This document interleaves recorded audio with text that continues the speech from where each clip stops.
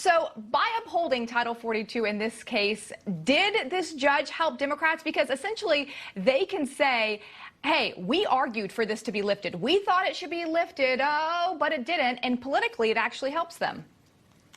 I think politically it might help them, but I have zero sympathy for these Democrats that suddenly have seen the light here in the last several weeks and are calling for, for the retainer of Title 42. They've had a year and a half. They saw what Joe Biden was doing on the very first day of his presidency. Nobody ever uttered a peep until now as we approach the November elections. So I have very little sympathy, but hey, I'm glad they're coming out and have seen the light.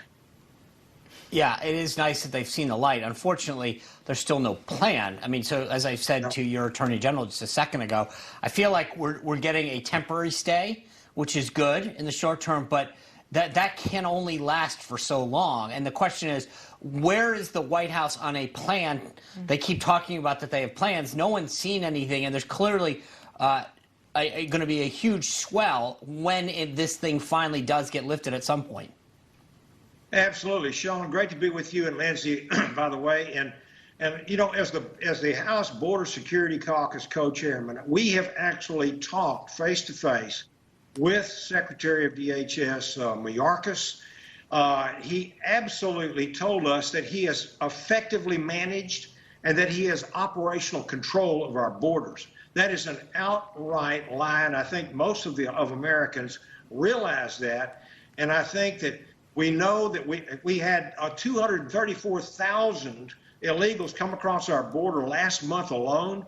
If they dismiss and terminate Title 42, we will have 500,000 a month coming across. And for the rest of Biden's term, that will total about 6 million a year. We will have 12 million more coming over.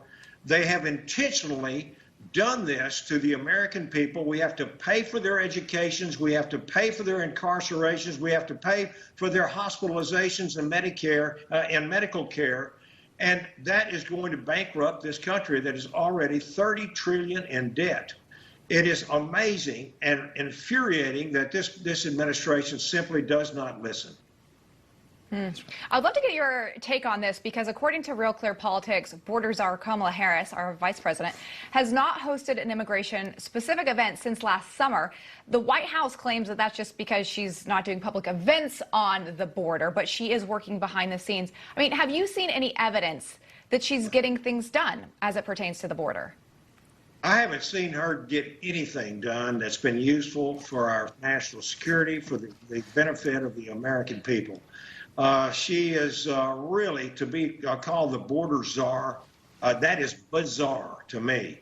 And I think Biden, Kamala Harris, Mayorkas, I think they are being led by the radical wing of their party. They're unwilling to secure our borders and protect our sovereignty, and it is infuriating.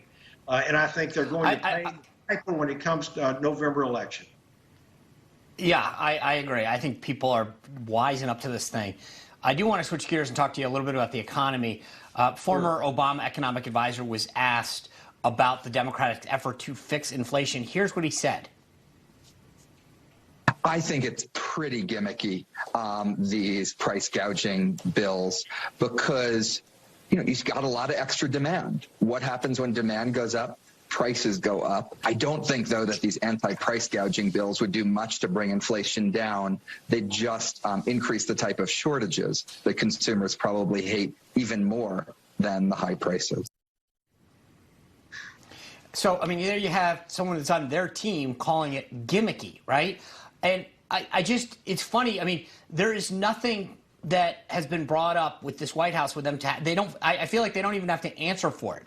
They just throw out something saying we're having the FTC look at this for price gouging. I don't think that's been the problem.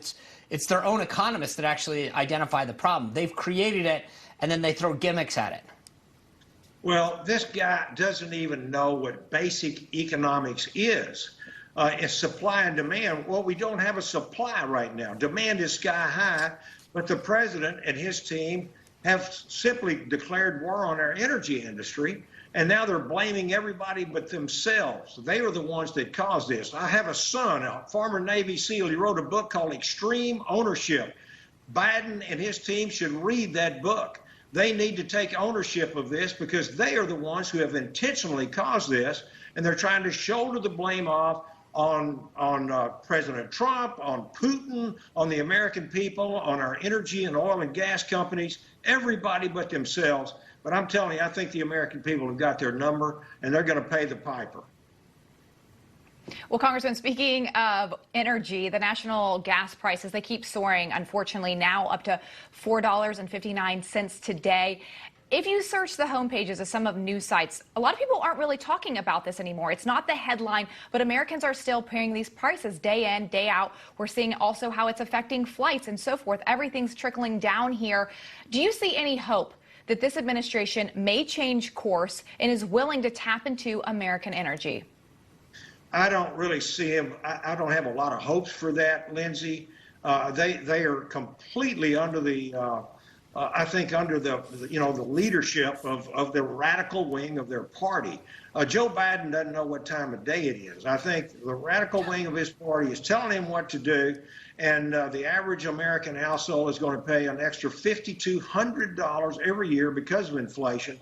I have one of my daughters has a baby. I can tell you this formula shortage, baby food shortage is acute. It's right up there with gasoline and everything else, rents, new cars, airline fares, you name it. These are going to cost Americans a lot of extra money. And I want to say thank you to Newsmax, because if you're not watching the right news outlets, you're not hearing, the real news. They black out the inflation, the border problems, everything else. Thank you for bringing all of this stuff up. This is not Putin's fault. It's not the oil company's fault. It's not Donald Trump's fault. It is the Biden administration and the Democrats. They own it. Well, Congressman Brian Babin, we appreciate you coming on to talk about it and inform our viewers what you all are trying to do in the halls of Congress. So thanks for your time this evening. You're welcome. Thank you very much.